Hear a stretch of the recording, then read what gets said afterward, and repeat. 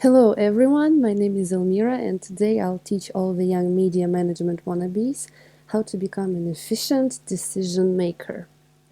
Managers usually make decisions the way most people breathe without thinking about the process. However, decision making is at the heart of the managerial process, just as breathing is central to life.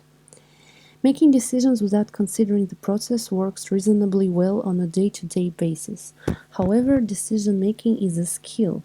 To improve that skill, managers must think about the process they use to solve problems. The purpose of this video is to help students understand how decisions are made so they can benefit from using the cases. Definitions of decision-making abound. For example, Simon wrote, decision-making comprises three principal phases: finding occasions for making decisions, finding possible courses of action, and choosing among the courses of action. Harrison defined a decision as a moment in an ongoing process of evaluating alternatives for meeting an objective at which expectations about a particular course of action impel the decision maker to select the course of action most likely to result in obtaining the objective. Many of the traditional definitions of decision-making concentrate on the process as a rational one that involves a person or a group with common goals. However, Taylor emphasized the role of social and political context of organizations and their environments. This approach suggests that decisions are not as deliberate as often assumed, but occur from interaction among people and groups with sometimes conflicting goals. The range of definitions for decision-making suggests that defining this process is somewhat arbitrary. However, some concepts are common to most definitions. Decisions almost always involve resources. They usually address goals or objectives. They always involve people, and the environment in which these people work almost always affects decisions. With these common concepts in mind, we define decision-making as the allocation of scarce resources by individuals or groups to achieve goals under conditions of uncertainty and risk. This definition has 6 important terms. First, allocation means that objects have been distributed among alternatives.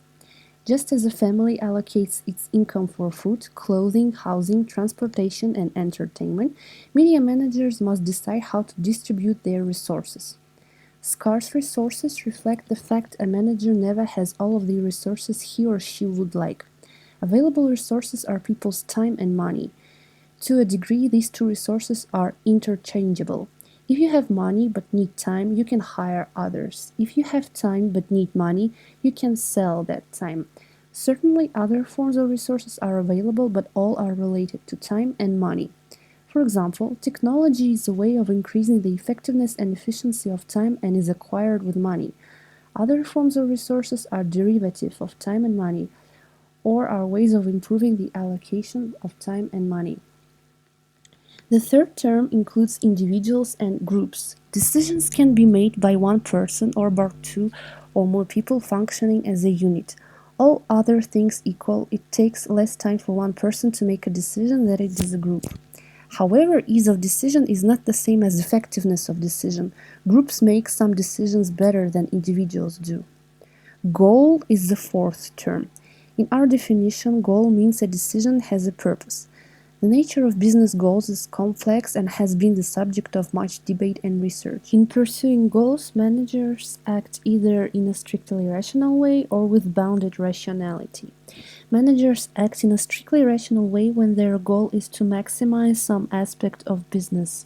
Simon defined a rational decision as occurring when a decision maker confronted with alternatives selects the one that has the highest return.